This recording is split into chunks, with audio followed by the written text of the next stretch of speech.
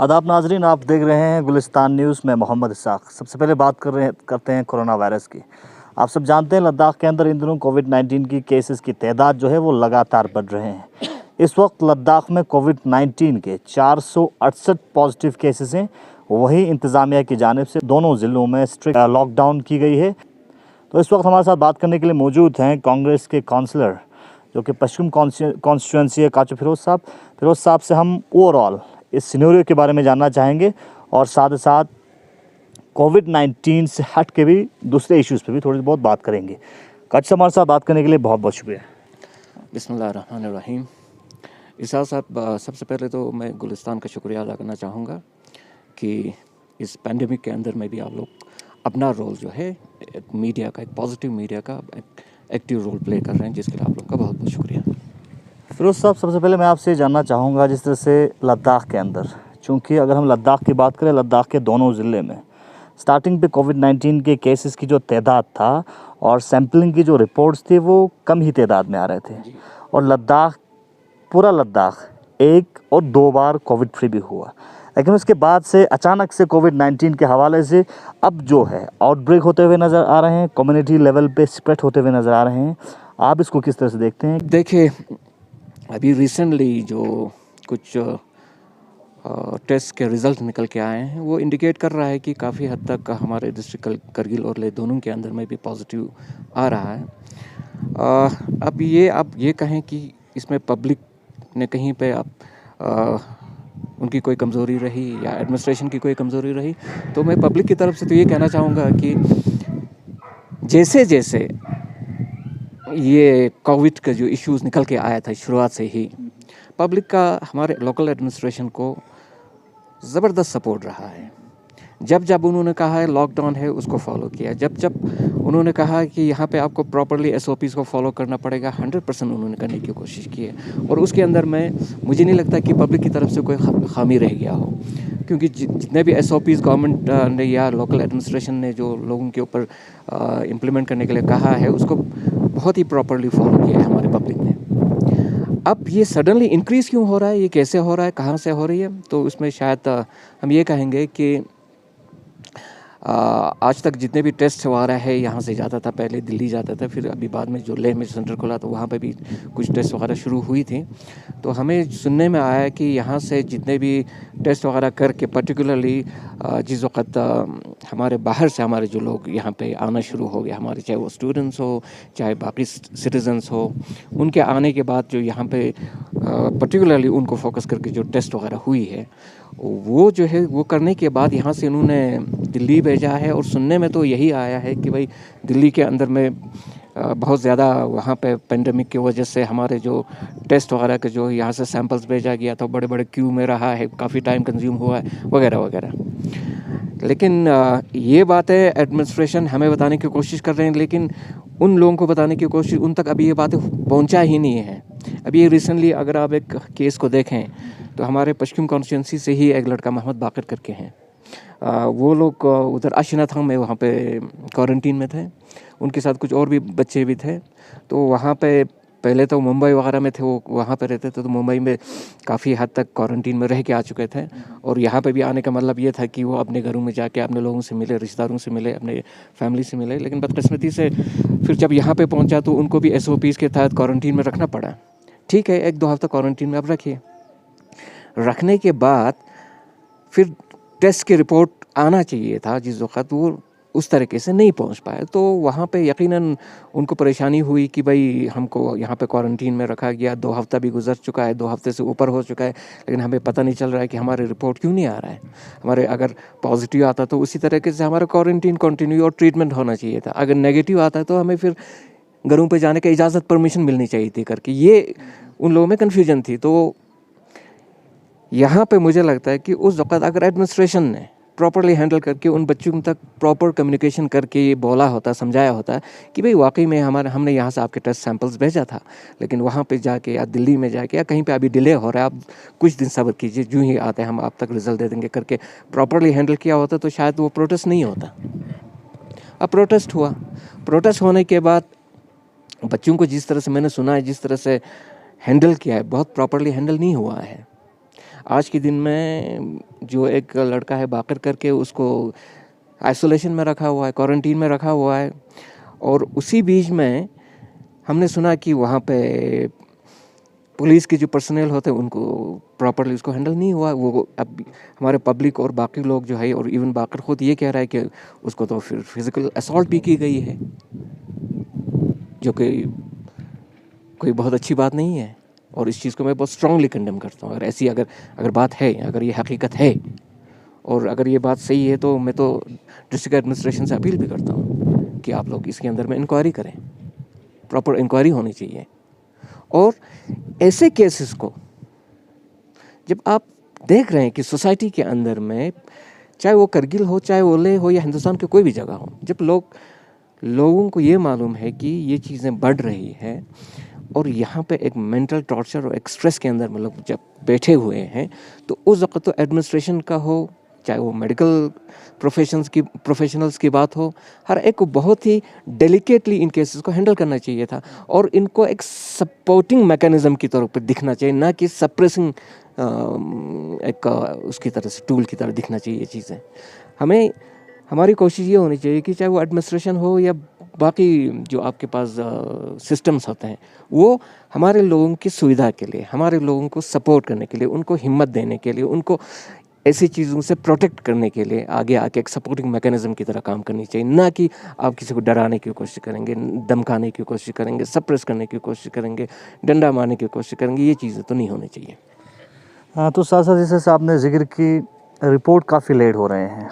इस वजह से जिन लोगों को इंस्टीट्यूशनल क्वारंटीन में रखा है या आइसोलेशन में रखा है, जिनकी सैंपल्स तो ली गई है लेकिन रिपोर्ट नहीं आया है, तो रिपोर्ट लेट होने की वजह से उनको काफ़ी दिक्कतों का सामना करना पड़ता है। जैसे आपने भी जिक्र की, वो लोग टेंस में चले जाते हैं या अगर स्ट्रेस हो जाते हैं तो साइकोलॉजिकली उनके ऊपर काफ़ी असर देखने को मिलता है और उनको मजबूर किया जाता है कि वो लोग आगे आके आवाज़ उठाए, चाहे डिजिटल प्लेटफॉर्म के ज़रिए हो या बाहर आके आवाज़ उठाए। तो इस चीज़ को मद्देनज़र रखते हुए आप क्या कहना चाहेंगे? तो थोड़ी बहुत एडमिनिस्ट्रेशन को इस चीज़ के ऊपर थोड़ा अवेयरनेस भी करना चाहिए था पब्लिक को, कि भाई हम सैम्पलिंग्स भेज रहे हैं, इस डेट को निकल रहा है, तो इतना दिन लग सकता है, तो आप लोगों को सब्र करने की ज़रूरत है करके।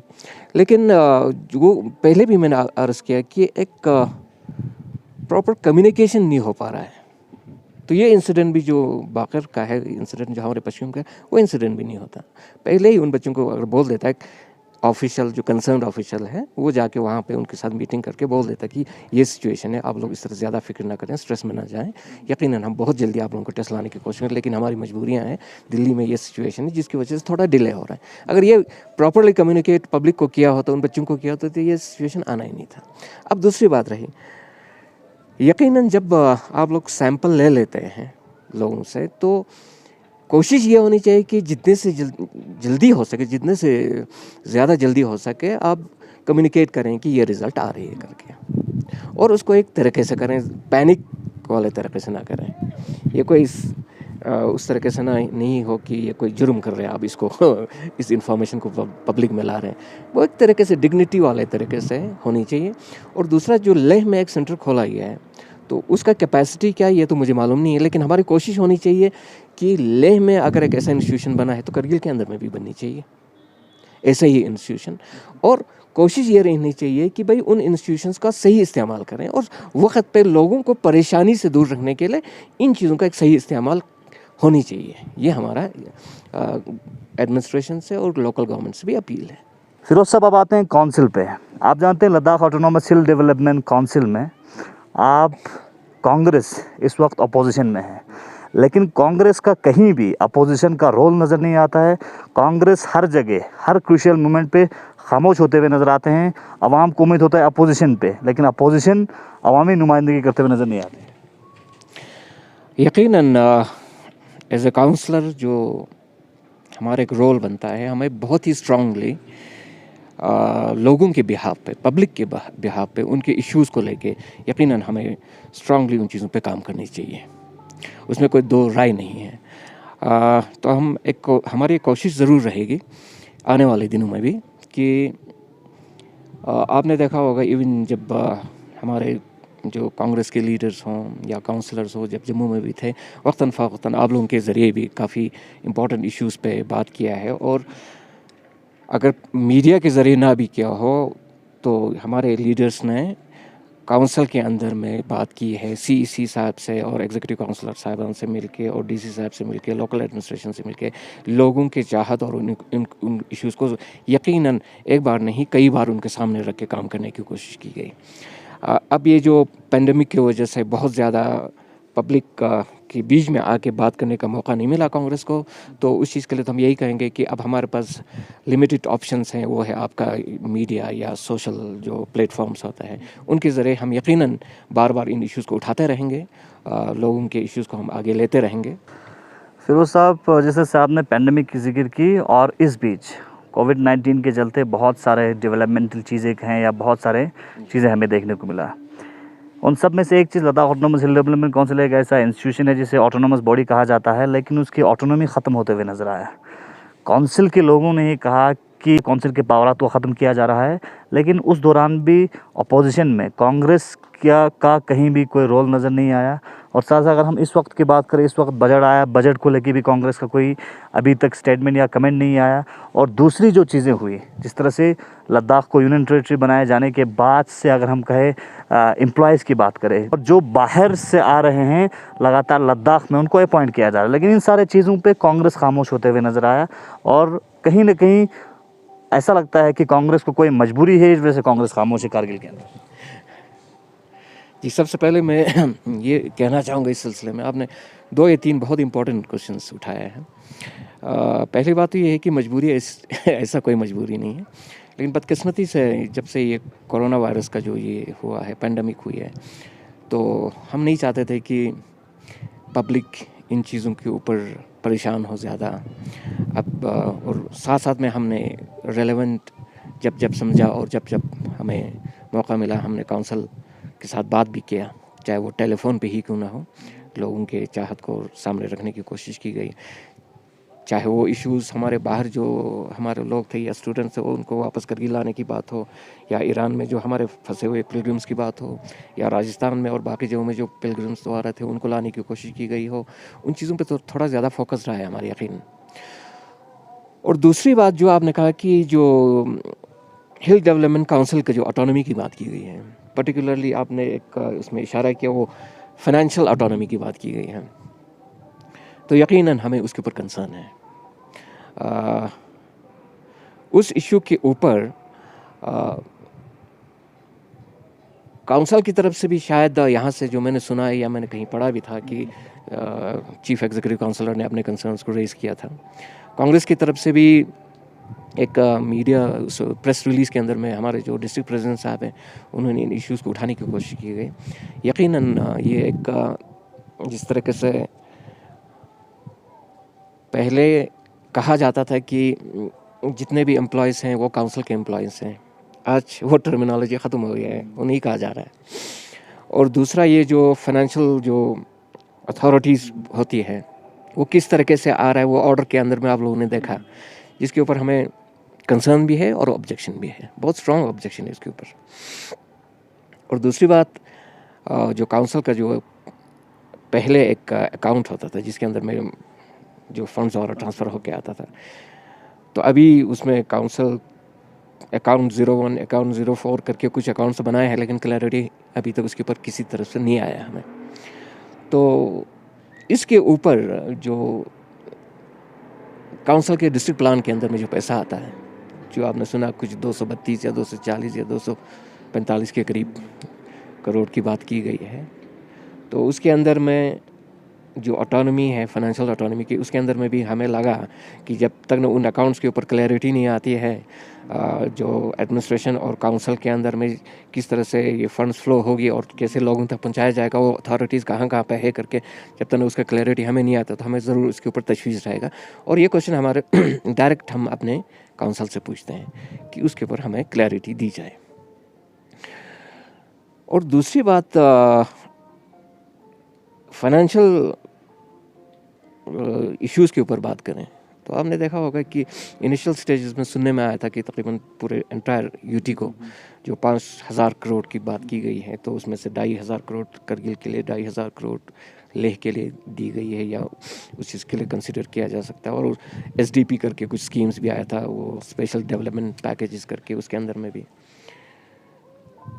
अगर इवन आप SDP की ही बात करें तो मुझे हैरत इस बात की है कि उसके अंदर में भी उसको कैसे करना है, कैसे इम्प्लीमेंट करना है, किस तरह से करें, उसके अंदर में हमारे काउंसिल का कोई रोल है ही नहीं। तो वो हमारे काउंसिल के लिए एक धक्का है ऑटोनॉमी के अंदर में, जिसको हम चाहेंगे अब ना, जो हमारा यूनियन टेरिटरी के जो यहाँ पे LG साहब हैं और एडवाइज़र साहबान हैं और बाकी हमारे दो काउंसिल के जो हमारे हेड हैं, जैसे कि CEC LHDC करगिल और CAC LHDC लेह, दोनों उन लोगों को इन चीज़ों के ऊपर सोचना चाहिए, क्योंकि वो उस पोजीशन में है कि वो यूटी एडमिनिस्ट्रेशन के साथ बैठ के इन चीज़ों के ऊपर क्लैरिटी ला सकते, बातें हो सकती हैं, जो कि अभी तक मुझे नहीं लगता है बहुत ज़्यादा बेहतर तरीके से हो पाया है। मैंने कहीं पढ़ा था, शायद आप लोग ने भी मीडिया में देखा होगा कि जम्मू कश्मीर यूटी के लिए जब एम्प्लॉयमेंट की बात की गई है, पर्टिकुलरली जम्मू कश्मीर के ही एप्लीकेंट्स को इनवाइट किया है। पर्टिकुलरली आप देखें JK बैंक का जो एडवर्टीजमेंट है उसके अंदर में आप देख सकते हैं।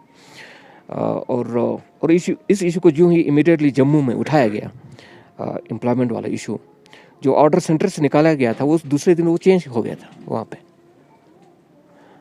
JK बैंक में जब वो एडवर्टीजमेंट निकला था तो उनको वापस लेना पड़ा था। लेकिन जम्मू कश्मीर में बहुत सारे आवाज़ भी उठे उसके अपोजिशन में, लेकिन यहाँ पे अगर लद्दाख लेवल पे हम कहें, कोई अपोजिशन नहीं था। कांग्रेस तो पूरी तरह से खामोश था, और जो गवर्नमेंट में है वो लोग तो चाहते नहीं थे कि ये इशू रेस हो जाए। वहाँ पे तो इशू रेस हुआ, इस वजह से ऑर्डर रिवोक हो गया। नहीं, मेरा आपसे ये कहना है कि वहाँ जम्मू कश्मीर में तो इवन जो गवर्नमेंट के अंदर थे उन्होंने भी इस इशू को रेस किया। ठीक है, आप समझ सकते हैं इस चीज़ को। वहाँ पे जो बीजेपी के यूनिट के लोग थे उन्होंने ही इस इशू को रेज करके, कांग्रेस के लोगों ने रेज करके, सेंटर में प्रेशराइज करके दूसरे दिन रिवर्स करवाया ऑर्डर को, और यहाँ पे दोनों ने सपोर्ट किया। तो आप देख सकते हैं कि मेरा वही कहने की मैं कोशिश कर रहा हूँ कि हमारे यूटी लद्दाख के अंदर में भी जो अभी रिसेंटली जो मेडिकल का निकला हुआ है, इंजीनियर्स का निकला हुआ है, डॉक्टर्स का निकला हुआ है, तो यहाँ पे भी एक्सक्लूसिवली हमारे यूटी लद्दाख के लिए ही होनी चाहिए। आप क्यों सफ़र करेंगे इन चीज़ों को, जबकि आज तक जिस तरीके से एम्प्लॉयमेंट हुई है हमारे यहाँ पे, करगिल के लिए करगिल में, लेह के अंदर में लेह के जो वहाँ के नौजवान हैं उन बच्चों को प्रेफरेंस देते हुए इनको एम्प्लॉयमेंट दी गई है, चाहे वो क्लास 4 से लेके ऊपर तक की बात क्यों ना हो। तो आज ऐसा क्यों नहीं हो सकता? यकीनन होनी चाहिए। हाँ, अगर आपके पास शॉर्टेज है वो अलग इशू होता है, लेकिन हर फील्ड में तो आपको शॉर्टेज नहीं होगा जहाँ तक मैं समझता हूँ। और अभी रिसेंटली मैंने ये भी देखा था, जो जिस तरीके से आप लोगों ने वो रिन्यूमरेशंस दे के डॉक्टर्स को लिया है उसमें बहुत फ़र्क है। कुछ को बहुत कम पे लिया गया, नेगोशिएट किया, किसी को बहुत ज़्यादा दे के भी लिया गया। हो सकता है वो दूर के इलाके को देख के या बाकी चीज़ों को देख के आप लोगों ने नेगोशिएशन किया होगा, लेकिन उसके अंदर में भी पैरिटी तो होनी चाहिए। उसमें भी कहीं ना कोई हर चीज़ को जस्टिफाई करने का एक तरीका तो होना चाहिए। मुझे वो दिखा नहीं अभी तक उस चीज़ के अंदर में। और आइंदा अगर एम्प्लॉयमेंट की बात की गई लद्दाख के अंदर में, चाहे वो लेह के अंदर में हो या करगिल के अंदर में, मैं अब इतना तो कह सकता हूँ कि जो हमारे काउंसिल हैं उनको बहुत स्ट्रांगली ऑब्जेक्शन करना चाहिए चीज़ के ऊपर, क्यों नहीं करते हैं। और यकीनन कांग्रेस के हिसाब से भी हम यहाँ पे ऑब्जेक्शन करते हैं, बहुत स्ट्रांगली ऑब्जेक्ट करते हैं इन चीज़ों को। इन सारे चीज़ों में काउंसिल कहाँ फॉल करते हैं? देखिए, अगर लेजिटिमेट कोई बॉडी है आज के अंदर में, कोई इलेक्टेड बॉडी हो, तो वो आज के दिन में काउंसिल है आपके पास है।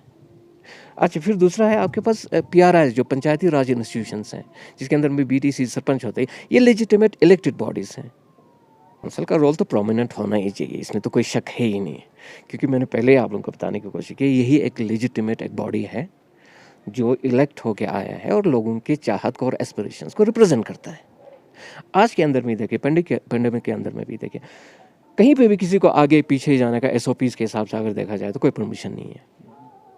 ठीक है सर, तो मेरा डिस्ट्रिक्ट एडमिनिस्ट्रेशन से भी अपील है कि कम से कम जो रिस्पेक्टिव काउंसलर्स हैं, या काउंसलर को छोड़ दीजिए, आपके वहाँ के गांव के जो सरपंच है BDC से, उनको तो कोई स्पेशल परमिट दीजिए ताकि वो आगे पीछे जाके लोगों के तकलीफ को आप लोगों तक पहुँचा सकें।